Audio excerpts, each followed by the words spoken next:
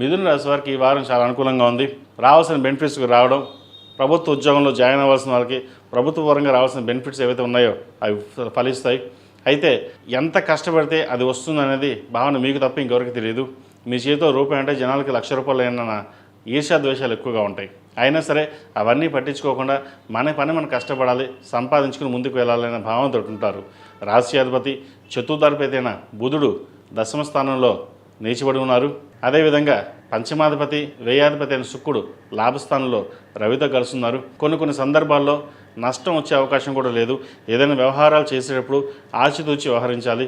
మన వాళ్ళు ఎవరో పరాయి వాళ్ళు ఎవరో తెలుసుకుని ఏదైనా సమయం సందర్భం బట్టి మనం మాట్లాడే విధానాన్ని బట్టి భవిష్యత్తు ఉంటుంది.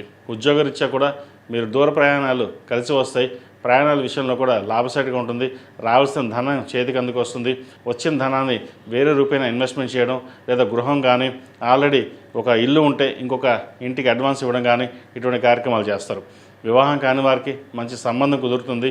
ఏదో సంబంధం చెడిపోయింది ఇంకా రాలేదు అనుకున్న వాళ్ళు కూడా మంచి సంబంధం కుదురుతుంది. ఏదైనా సరే సంబంధం వచ్చినప్పుడు జాతక విశ్లేషణ చేసుకుని ఒకసారి సంప్రదించండి. జాతక పరిశీలన చేసి బాగుందో లేదో చెప్పడం జరుగుతుంది. అదేవిధంగా విద్యార్థులు కష్టానికి ప్రతిఫలం తక్కువగా ఉంటుంది. పరీక్షా సమయం నీట్ ప్రిపేర్ అవుతున్న వారికి, ఎంసెట్ ప్రిపేర్ అవుతున్న వారికి, ఏదైనా సరే చిన్న స్థాయి పరీక్షలు ప్రిపేర్ అవుతున్న వారు కూడా ప్రతి ఒక్కరికి కాలం అనుకూలంగా ఉంది. కష్టానికి ప్రతిఫలం తప్పకుండా వీరికి లభిస్తుంది. అదేవిధంగా ఈ రాశిలో జన్మించిన స్త్రీలకు వృత్తి ఉద్యోగాల పరంగా, వ్యాపార పరంగా కలుసుబాటుతనంగా ఉంటుంది. చిన్న స్థాయి ఉద్యోగస్తులకు కాలం అనుకూలంగా ఉంది. చిరుస్థాయి వ్యాపారస్తులకు మటుకి లాభాలు అంతంత మాత్రంగా ఉంటుంది. కష్టం మటుకి ఎక్కువగా ఉంటుంది. వచ్చిన కష్టం ఎటు వెళ్ళిపోతుందో, మనం ఎంత కష్టపడుతున్నాం, ప్రతిఫలం ఇంతేనా అన్న ఒక భావన ఉంటుంది. అయితే భాగ్యంలో రాహు వీరు బలంగా ఉన్నారు.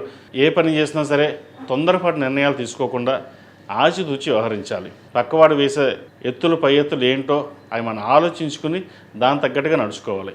లేకపోతే మనం నష్టపోయే అవకాశం గోచరిస్తుంది. భాగస్వామి వ్యాపారాలు చక్కగా కలిసి వస్తాయి. నూతన వ్యాపారం ప్రారంభించాలనుకుంటారు. అయితే ప్రస్తుతం ఇది సమయం కాదు కాబట్టి ఉన్న వ్యాపారాలని చక్కగా చేసుకోవడం చెప్పదగిన సూచన. సినీ, కళా సంస్కృతి రంగాల వారికి మంచి పేరు ప్రఖ్యాతలు లభిస్తాయి.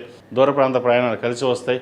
సాఫ్ట్వేర్ రంగంలో ఉన్న వారికి, రియల్ ఎస్టేట్ రంగంలో ఉన్న వారికి, బ్యూటిషియన్స్, కాస్మెటిక్స్ ఈ రంగాల వారికి మంచి పేరు ప్రఖ్యాతలు లభిస్తాయి.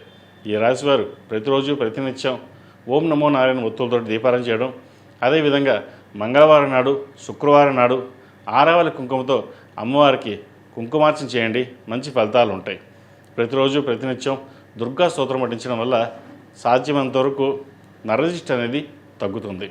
ఈ రాశిలో జన్మించిన వారికి కలిసి వచ్చే సంఖ్య 8, కలిసి వచ్చే రంగు గ్రే.